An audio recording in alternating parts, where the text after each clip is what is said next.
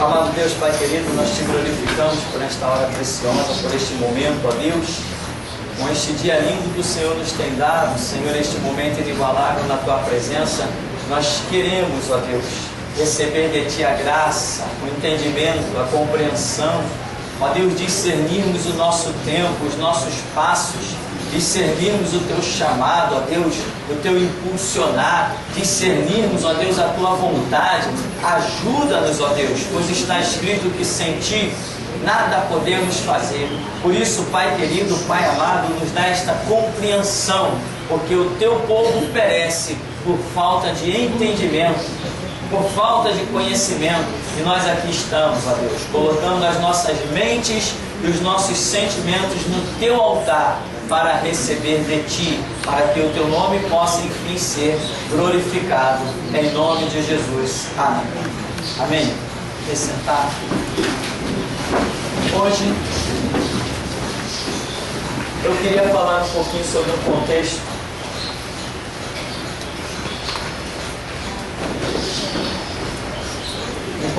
que já está na minha memória. Eu confesso que já tem mais uns 2 meses que isso vem me perseguindo. O contexto casamento.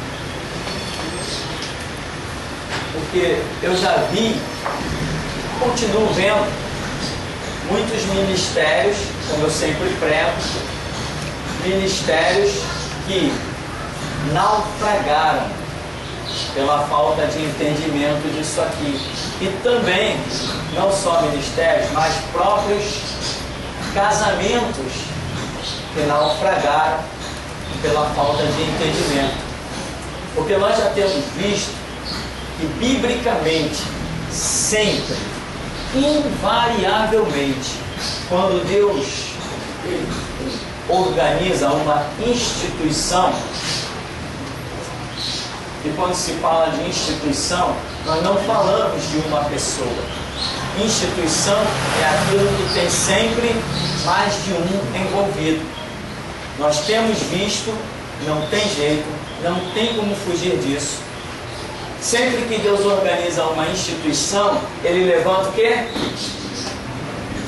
Liderança ou cabeça, né? Como nós costumamos chamar, uma cabeça-chefe, uma liderança. Irmão, não tem como fugir disso.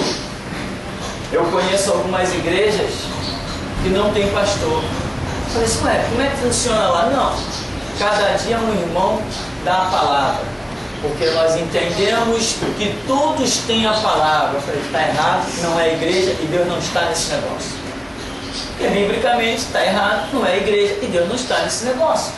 Tem que ter um líder, pois o modelo sacerdotal, ele atravessou gerações. E Jesus, no Novo Testamento, confirma, dando liderança a Pedro, dando liderança a Paulo, a Tiago, a Timóteo, a João. O conceito de liderança em instituição levantada por Deus sempre existiu e não tem como fugir disso. Davi foi um rei, e Deus prometeu que sobre o trono de Davi não faltaria rei. Então Deus está dizendo que teria sempre uma liderança. São conceitos bíblicos que nós precisamos estar no dia a dia meditando na Escritura para compreender. Eu conheci umas ouvintes da rádio aqui de Santa Teresa que tinham um grupo, e elas até constantemente me chamavam para esse grupo lá, e eu desprezei. Porque era um monte de gente que se reunia semanalmente, parece aos sábados, e lá aquele velho papo. Hoje prega uma, no outro sábado prega outra, no outro sábado prega outra. Eu falei assim, o que vocês estão fazendo? Estão brincando de igreja? Não, porque todos temos a palavra. Eu falei, está errado. Deus não está nesse negócio. Vai orar, vai vir a direção de Deus. Pronto, acabou a amizade logo logo. A verdade tem esse preço, né? A verdade faz amigos, mas também faz inimigos. Não esqueça disso, tá, irmão? A verdade faz amigos, mas também faz inimigos. Jesus fez amigos só? Jesus fez muitos inimigos, não fez? Então, instituição tem liderança e tem as demais organizações. Imagina uma grande empresa. Se Jesus fosse hoje fundar uma empresa, ele ia chamar todo mundo para a mesma posição? Vamos imaginar Jesus abrindo um supermercado. Aí Jesus põe lá, precisa-se de funcionário para o supermercado. Vem! Aí vai lá uma fila na porta de Jesus. Aí Jesus chega, olha, você vai ser o meu gerente. Você vai ser caixa do meu supermercado. Você vai supervisionar os caixas. Você vai ser o que vai organizar, contar o dinheiro. Você vai ser responsável pelas mercadorias dos fornecedores que chegam, conferir, pagar os fornecedores. Você vai ser responsável pelo marketing da minha empresa, colocar as minhas notícias da minha empresa na internet, na televisão, nas rádios. Cada um vai fazer uma função diferente. E quem é o chefe geral? Eu sou o chefe. Jesus diria, eu sou o chefe. Qualquer problema que vocês não resolverem, vem falar comigo que eu vou resolver. Então, nós vemos no casamento, vemos, por exemplo, marido, mulher e posteriormente filhos. Aí nós temos uma instituição. Todos têm uma função dentro da casa. Enquanto os filhos estão debaixo do teto dos pais, vão ter que se enquadrar em algum ponto. Os filhos não farão o papel da mãe, nem do pai. E nem o pai faz o papel dos filhos. Os filhos têm os seus papéis, ou não tem? Casa que filho não tem os seus papéis é uma bagunça. Filho faz o que quer, né? Aí tu chega lá na cozinha, tem um cobertor. Daqui a pouco tu vai no quarto, tem caderno para tudo que é canto. Não, cada um tem a sua função para o bom andamento da casa. Amém? Tem casa por aí que você não sabe onde é a cozinha. Será que eu entrei na cozinha? Aqui é a cozinha, né? Ou então você vai, será que aqui é o banheiro mesmo? Que tá? Ah, não, sabe como eu tenho 3 filhos? Não, tem 3 filhos fora dos padrões. Casa tem regra, e como tem regra. Então, meu irmão, vamos voltar aqui para a questão casamento. Lá em Gênesis 2, o quê? 24, diz o quê? Portanto, deixará o homem seu pai e sua mãe e unir-se-á à sua mulher.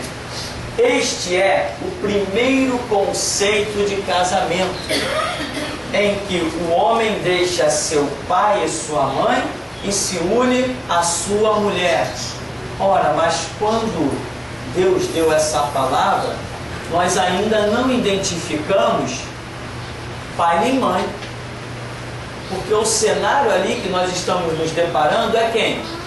Adão e Eva. Adão e Eva não tinham nem pai nem mãe. Amém?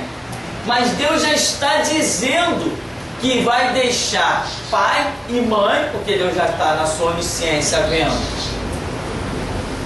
a hereditariedade, e vai se unir à sua mulher. Primeiro conceito de um casamento que possa vir a ser bem sucedido é esquecer que tem papai e esquecer que tem mamãe. Ou seja, dentro do conceito casamento não cabe o pai tem que ficar de fora, a mãe tem que ficar de fora.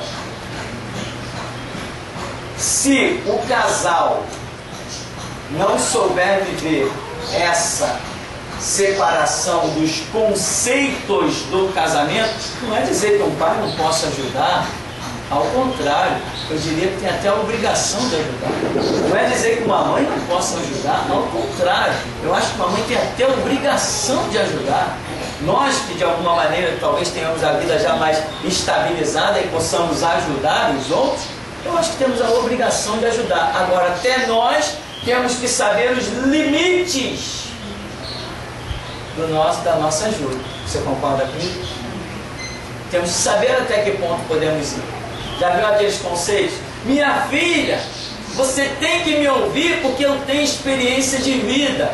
Não tem que ouvir porque tem experiência de vida. Todo mundo vai crescer, caminhar e todo mundo vai ter as suas experiências de vida. Se alguém não viver as suas próprias experiências, não será apto para a continuidade da vida.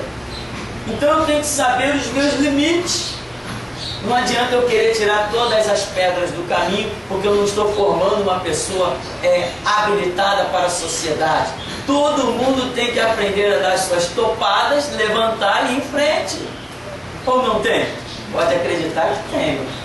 Pode acreditar que tem. Então nós temos limites e o casal tem que saber impor limites.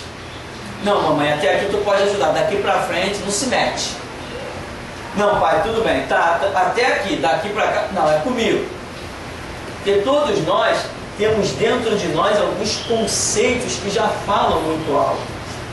Então, irmão, o conceito do casamento bíblico é marido e mulher. Deixará o homem, seu pai e sua mãe, e unir-se à sua mulher. Ah, pastor, mas está dizendo que deixará o homem. Não disse deixará a mulher. Não posso carregar a minha mãe? Não pode não. Tá? Não pode não, não pode não. Isso é uma coisa realmente muito séria. Ah, mas minha mãe é idosa, meu pai é idoso. Opa! Prestar ajuda e assistência é uma coisa que nós temos a obrigação de fazer. Pois a Bíblia diz que honrarás o teu pai e a tua mãe. Este é o primeiro mandamento com promessa. Ajudar pai e mãe, se nós tivermos na condição de ajudar, também é obrigação nossa.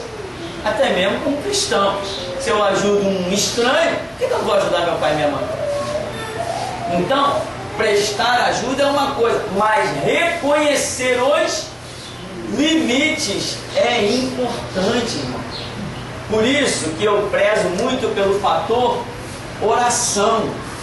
Porque na oração você percebe até o ponto em que você pode ir e o ponto que você não pode traspassar. Por isso que eu sempre digo, hora de decisão é hora de oração. O conceito de casamento, Gênesis 2:24, já demonstra essa situação. E uma vez ainda bem que ninguém mais me chamou para pregar em casamento, né? Que o chicote desce em sogra, em nora, em quem mais vier pelo caminho. Acho que ninguém mais vai querer me chamar para casamento, não. Então, esse é um conceito. Outra coisa que nós sempre falamos é o conceito certidão. Só uma palhinha, porque temos um estudo aí longo sobre isso. O conceito certidão não faz parte do casamento. Ninguém é casado porque assinou um papel. O conceito casamento, ele está dentro de respeito, paz, harmonia, compreensão, entendimento, amor. Esse é o conceito bíblico de casamento. Quando Deus instituiu o casamento, não pensou em papel. Ô Adão, Fiuí, vem cá, assina aqui. Eva, assina aqui. Tem testemunha aí? Não tem. Como é que fica? Então, o conceito de casamento não é papel, não é assinatura. Ninguém é casado. E, incrivelmente, dentro das igrejas hoje, nós ainda vemos algumas denominações por aí, pessoas dizendo, mas eu sou casada no papel. Eu digo assim, joga o papel no lixo. Acaba com o casamento, então. Se é o papel que mostra o casamento. E se esse papel pegar fogo, como é que fica? Ninguém, meu irmão, é casado por causa de um papel. O casamento bíblico, ele é devido a conceitos, princípios, ideologias. Não é por causa de um papel. Tem gente que tem papel. Se você quer assistir um daqueles filmes dos gladiadores, é só filmar a família da pessoa. Tem papel, mas é espada e foice para todo lado, a todo instante. Isso é casamento? Não é casamento. E tem gente que não tem papel. Mas é paz, harmonia, educação dos filhos, buscar Deus, estar na igreja. Isso é casamento. Então, eu quero deixar claro essa caminhada nossa hoje aqui. Se você tiver a sua pergunta, nós vamos caminhar um pouquinho dentro desses conceitos de casamento. Vamos falar algumas coisas que talvez uns se agradem, talvez outros se desagradem, mas vamos falar. Tudo será usado como motivo de reflexão. Tem dúvida? É só orar. Amém? Hora de decisão é hora de oração. Um conceito que eu quero falar aqui sobre casamento é o seu dia a dia. Você tem que ver, meu irmão, se no seu dia a dia existe um conceito de casamento. O casamento, ele tem uma balança.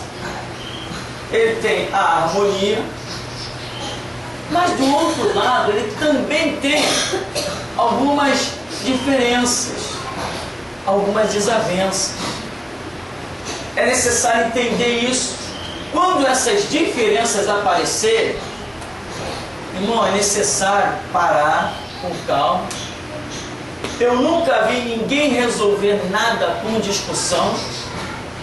Nesses anos todos de vida que eu tenho, eu nunca vi discussão resolver nada.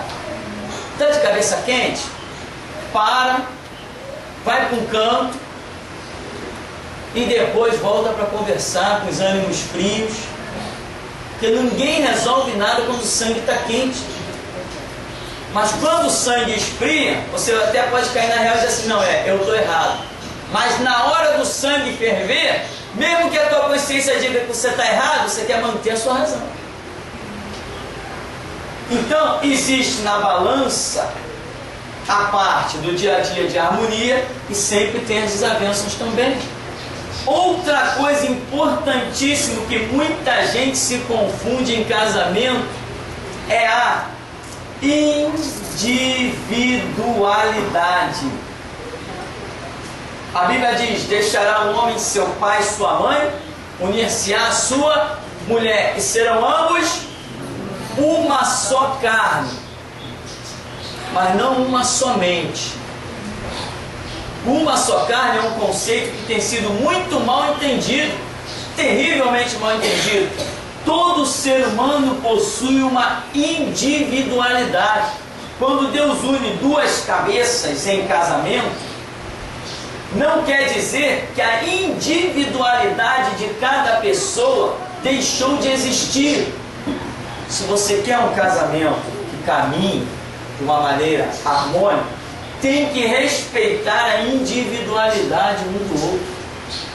Tem que respeitar, entendeu, irmão? Tem que respeitar. Tem gente que não aceita que o marido tenha segredo. Não quero falar sobre isso. Não, mas eu sou tua mulher, tem que falar. Está escondendo alguma coisa de mim? E a individualidade do ser humano está sendo desrespeitada. Marido não tem que participar tudo da mulher, ele tem que participar o que ele acha que tem que participar. Mulher não tem que participar tudo da marido, ela tem uma individualidade. E isso não é respeitado. Está escondendo coisa de mim, está aparecendo aqueles programas de câmera escondida, né? A mulher vai lá no psiquiatra, sei lá, o camarada hipnotiza a mulher, aí a mulher usa um nome falso. Qual o nome que você relaciona a amor ou a sexo? Aí a mulher pega um nome qualquer lá e cita, e o marido está vendo aquilo, depois ele vai em cima, que nome é esse? Né? Quem é fulano?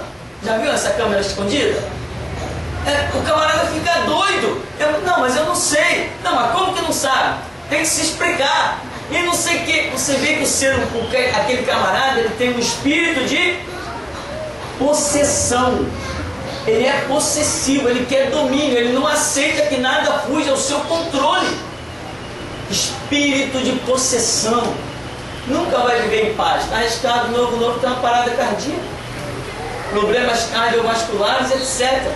Então, meu irmão, aprenda a respeitar a individualidade. Quando Deus criou o casamento, Ele não disse que a mente de um se neutralizaria em favor do outro. Mulheres possuem ministério? Possuem. Mas uma mente que é cativa não tem ministério, só a mente que é liberta. Como Jesus disse, pois o Filho vos libertar, verdadeiramente sereis livres. Meu irmão, guarde mais este conceito. O conceito da individualidade. Né? Você confia no seu marido? Quem confia no seu marido? Confia, né? Mais ninguém, né? Só. Quem confia na sua esposa aí? Bom, os homens tiveram mais coragem. Levantou mais mão. Confia, né, meu? Confia, né, Juarez? Se tua esposa hoje disser assim, olha, eu vou precisar passar 2 dias fora, não vou dormir em casa 2 dias. Vai embaixo. Confiança, respeito à individualidade. Muita gente, eu confio no meu marido. Confia o quê, meu irmão? Confia. Se o marido disser assim, ó, hoje eu vou precisar sair à noite, só vou voltar daqui a 2 dias. Quando eu voltar eu converso contigo. Duvido se não vai ter disco voador, prato na cozinha. Duvido, meu irmão. Não tem essa confiança. Por quê? Deveria. Não respeita a individualidade. Já viu aquele assim, depois eu falo contigo? Não, fala agora. Não há respeito à individualidade, que isso aqui já é um problema. Porque o ser humano não aceita ser dominado. Ele quer ter o conceito de liberdade. E ele se vê alguém querendo tolir a liberdade dele. Isso aqui a qualquer momento pode explodir. Então, você confia, né? Confia, né, querido irmão Francisco? A irmã Naí disse que confia no irmão, né? Então vamos sair hoje para jogar uma bola e voltar semana que vem, tá? Quando a gente voltar, volta junto. Aí apanha eu e você.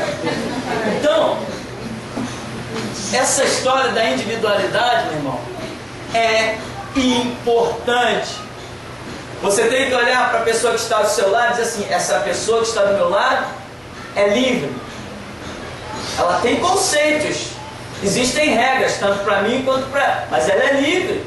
Ela não pode andar na palma da minha mão. Ela não pode andar no meu domínio. A gente vê aí casaizinhos de namorado, tem os vizinhos aí e tudo mais, casaizinhos de namorada, menina com 14, 15 anos, já convivendo dentro da casa do rapaz, não sei o que, roda de motoca, não sei o que lá. Daqui a pouco você vê a menina com 14 anos batendo na cara com um rapaz de 16 anos. E o camarada vai empurrando aquele relacionamento, vai empurrando. Onde vai dar isso? Vai dar na polícia, né? Cadê o Samuel? O Samuel tá aí, não. Samuel diz assim que casamento começa onde? O casamento começa no hotel e termina na pensão. Na pensão. Samuel viu isso aí na televisão. Tu viu? O casamento começa no hotel e termina na pensão. Falei, tem fundamento. Tem que saber, irmão, uma coisa. Você foi criado, mesmo que você tenha irmão gêmeo, a sua cabeça, ela é livre. E você não vai aceitar ser dominado facilmente. E o seu cônjuge tem que entender que você é livre. E se ele tentar te dominar, ele acaba te fazendo infeliz. Não é isso? Quantas pessoas nós conhecemos? Eu conheci, quando era criança, uma dona que morou aqui em frente, lá na rua de frente. A dona chegou ao ponto do suicídio, nem vou descrever como. Por quê? O marido saía de casa e dizia assim, ó, não te quero na rua. Não te quero na rua. E tem mais, não te quero nem olhando pela janela. Era um ciúme doentio, uma possessão doentia, que a mulher, para que alguém comprasse alguma coisa, ela tinha que pedir, ou ele deixava tudo. Se eles, quando chegasse, se ele soubesse que a mulher tinha olhado pela janela, o corpo, isso não é um casamento? Não, isso não é um casamento. Mas é numa época em que o divórcio ou a separação era uma vergonha para a mulher. Hoje, o divórcio tem se tornado uma valentia para a mulher, ao invés de uma vergonha. Os tempos mudam. Conceito que eu quero que você entenda, irmão. Você não é dono da sua esposa, e você, minha irmã, não é dona do seu marido. Você confia no seu marido? Quem confia? Confiam, né? Nós vamos marcar um churrasco aí para assumir uns 3 dias. Para ver. Quando voltar, por onde você andou? O que você fez? Não, eu estava comendo umas carnes lá, fazendo um churrasquinho. Mentira! Ou não é? A individualidade tem que ser respeitada. É um conceito que o ser humano nasce com ela e tem que morrer com ela. O ser humano que não aprende a ser, não aprende a caminhar, sustentando a sua individualidade, ele nunca, você sabe o que é nunca? Ele nunca alcançará perante Jesus Cristo um ministério. Jesus Cristo não conta com escravo, só conta com livre. Ah, mas o que eu faço? Mas meu marido é possessivo, meu marido é terrível, ele me ameaça, ele faz, ele acontece. Existe uma palavrinha chamada divórcio. Cristo é mais importante que o teu marido, ou não é? Cristo é mais importante que a tua esposa. Meu irmão, eu não suporto ver ministérios fracassarem por causa de casamento. Não tem sentido. Não foi os nossos cônjuges que morreu por nós na cruz e não derramou sangue. Nós precisamos entender que ministério não é coisa dada a qualquer um. E ministério não é dado para quem não aceita ser livre. Tem perguntas aí? Quando eu falo de divórcio, eu não estou me referindo a papel não, tá? Estou me referindo a um conceito de liberdade. Há uns dias atrás ligou uma dona para cá, hoje ligou de novo.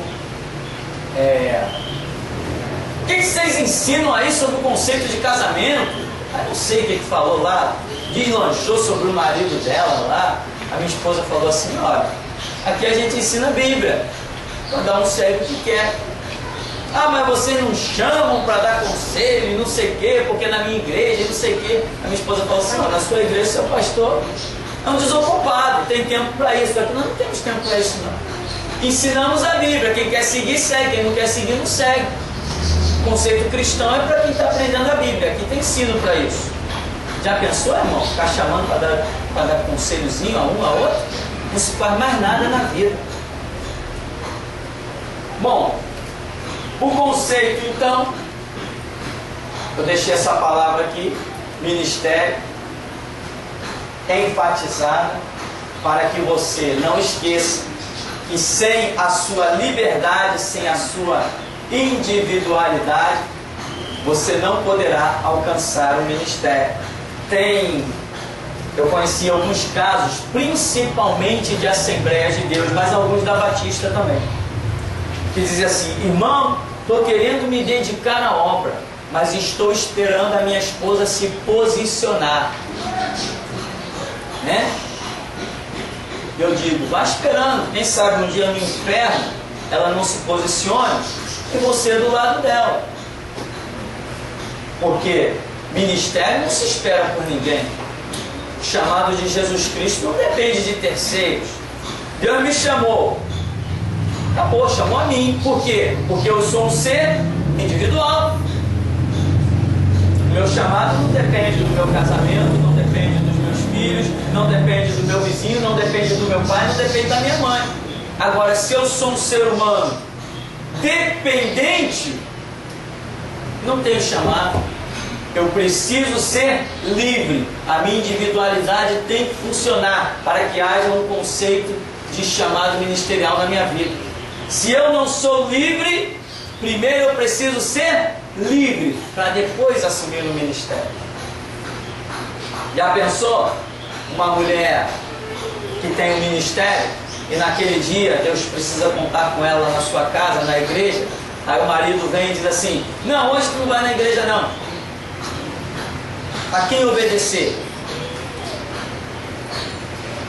Eu estou mostrando, meu irmão, a realidade do que é o ministério. Agora, se você tem um casamento que realmente Deus está nele, nunca o seu marido vai dizer, hoje você não vai à igreja. Só que tem muita gente que está zelando muito mais pelo seu casamento do que pelo seu ministério. Nesse lugar nós zelamos com o ministério. Se o casamento vai bem, se junta ao ministério, muito que bem, maravilha, graças a Deus. Mas se tiver que jogar na balança o ministério ou o casamento, eu fico com o ministério. E te garanto, Jesus também fica com ele.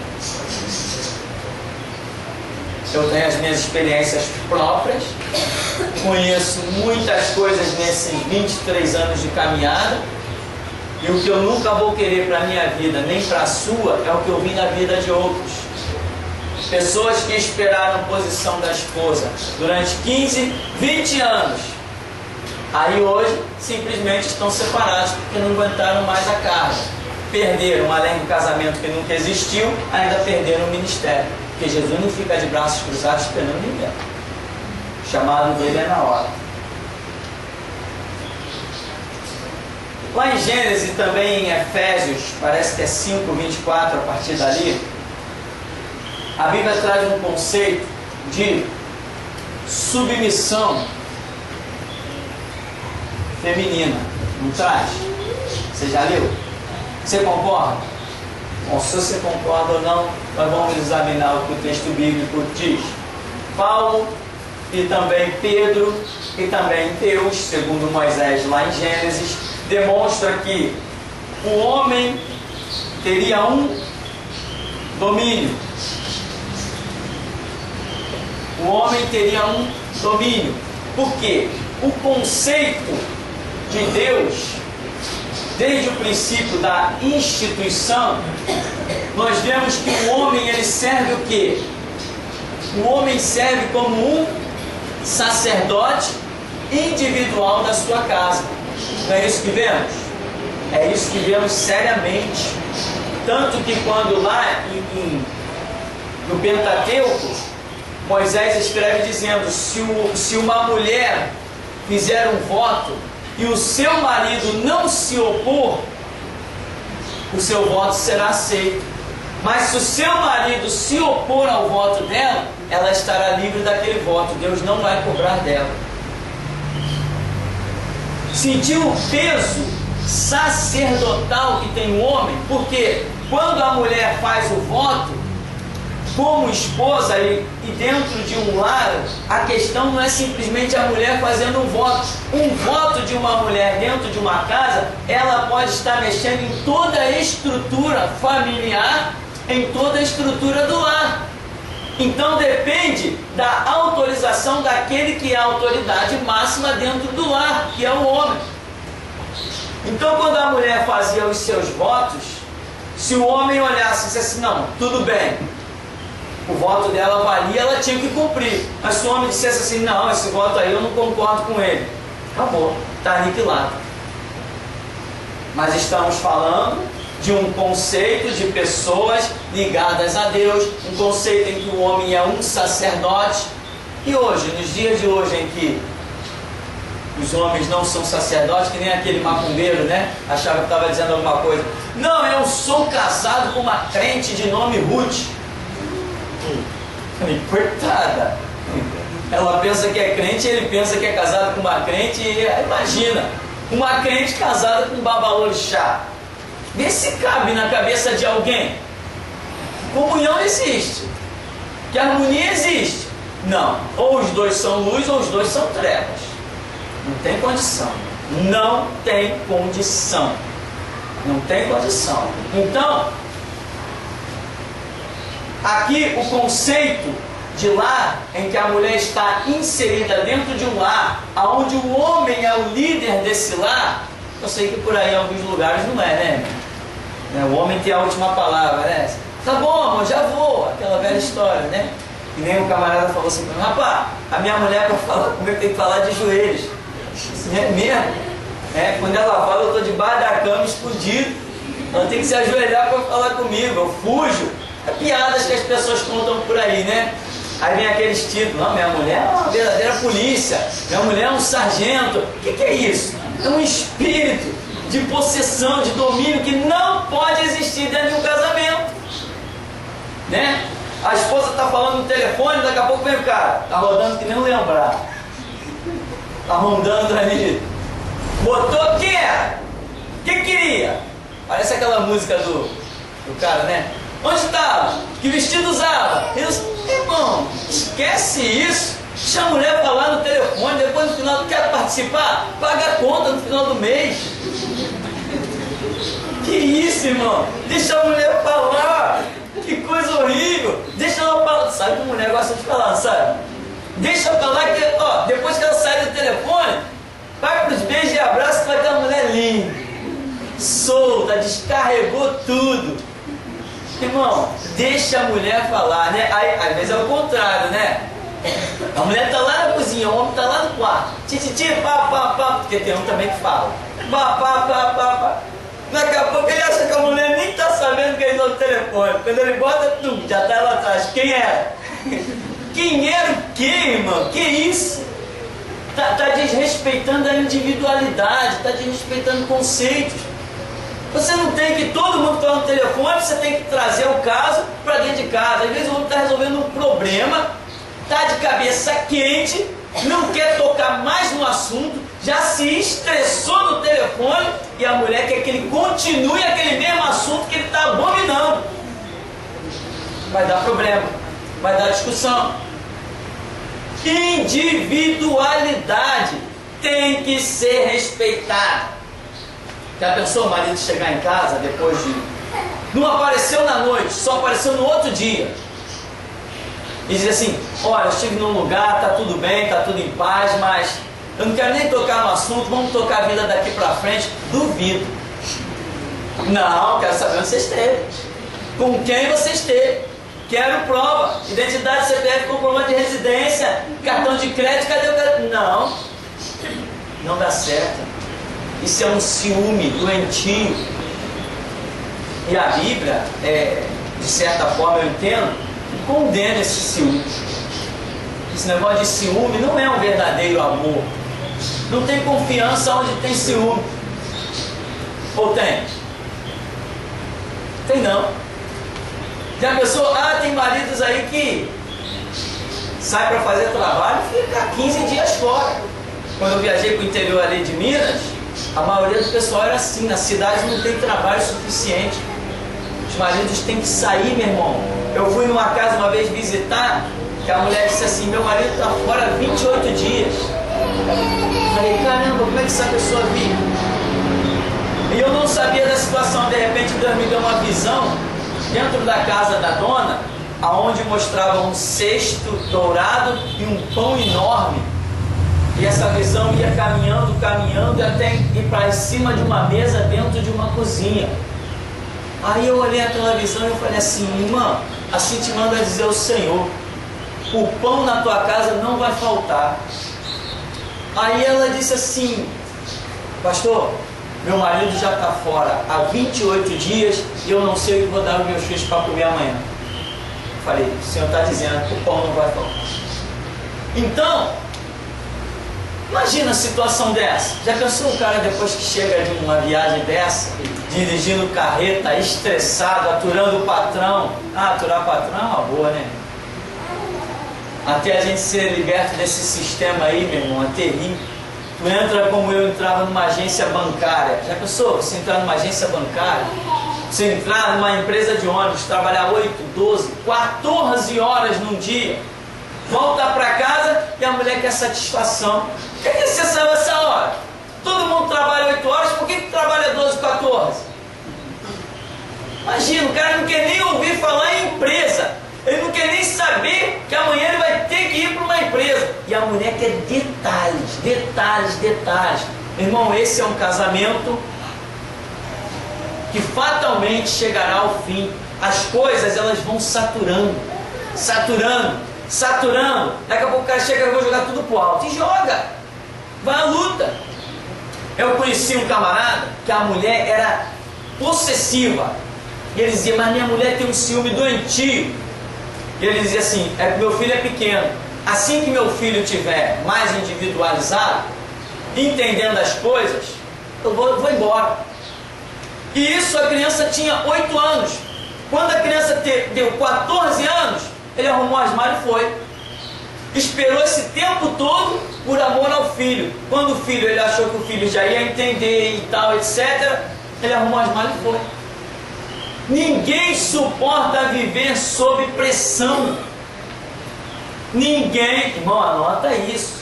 Ninguém suporta viver sob pressão. Gosto de dar um conceito para as irmãs. Irmãs, olha, muitos maridos aí vão deixar vocês falar à vontade no telefone. Mas maneira, tá? Porque a conta no final do mês nem grande. Então, tem que dar liberdade, tem que viver livre, irmão. Serve a Cristo com amor, com alegria, com paz. Para com essa possessão, né? Ó, eu vou ali, vai aonde? Vai fazer o quê? Eu vou ali e já volto. Não, vai fazer o quê? Por que você vai lá? Não é real. Não é real. Pelo menos na minha cabeça, não é real. Não é real. Às vezes a minha esposa diz assim, vou passar lá uma semana lá em Minas. Irmão, quando volta eu não pergunto nada. Se ela quiser contar alguma coisa, contou. Se ela não quiser contar, não contou. Eu não pergunto nada. Não é que eu não me interesse. Às vezes a minha pergunta é o seguinte, e aí o pessoal lá tem ouvido as mensagens? Tem testemunho? Eu me preocupo nessa parte espiritual. Não quero saber com quem ela falou, se algum homem cantou ela, a outra coisa. O que me interessa se algum homem cantou a minha esposa ou não? Me interessa a postura dela, se ela é firme, se ela é constante. A dos homens aí no mundo a gente já sabe qual é. Nós temos que nos preocupar com os conceitos cristãos nossos, não com os conceitos do mundo aí. Então, meu irmão, aqui em Efésios, em Gênesis, demonstra que há do homem um domínio, porque toda instituição tem que ter um cabeça, uma liderança. Então é necessário você compreender isso, neste primeiro tempo, antes do nosso intervalo. Compreenda que, se Deus colocou você junto com o seu marido, para edificar um lar e gerar filhos, e principalmente servi-lo, adorá-lo, né? Cumprir os propósitos dele na terra, que são tão rápidos, tão passageiros, são tão rápidos esses propósitos na terra, graças a Deus são rápidos. Então é para que haja compreensão. Cada um dentro do casamento tem a sua posição. Mas eu já peguei, né, homens e mulheres, que eu vi esse casal, jovens, né? Jovens. Eu disse assim, esse casal não vai adiante.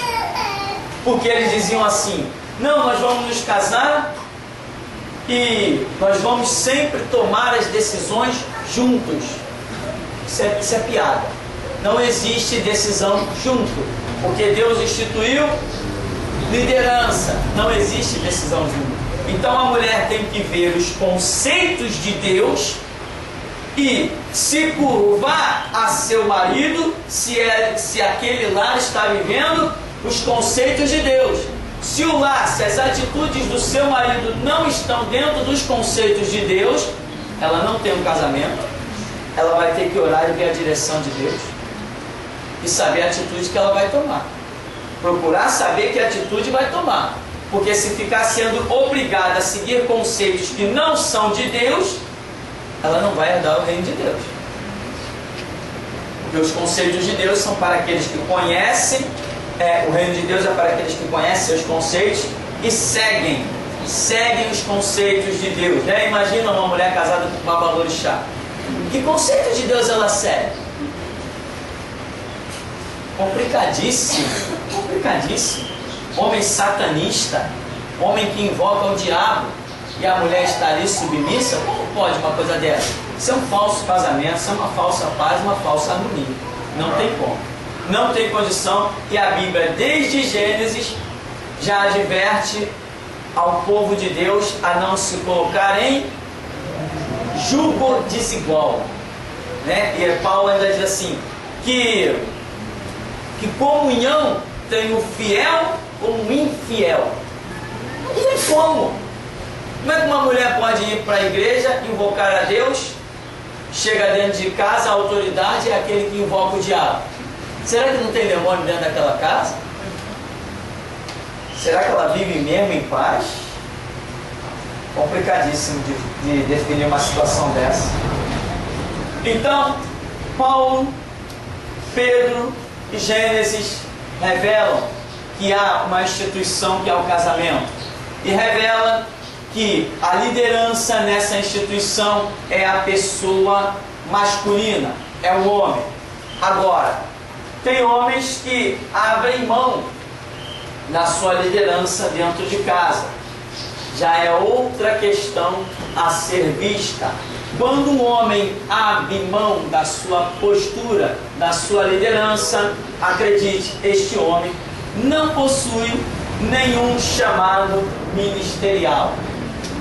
Homem, meu irmão, desculpe o machismo aí, ou o ismo, seja lá o que for. Homem tem que dizer, na minha casa mando eu.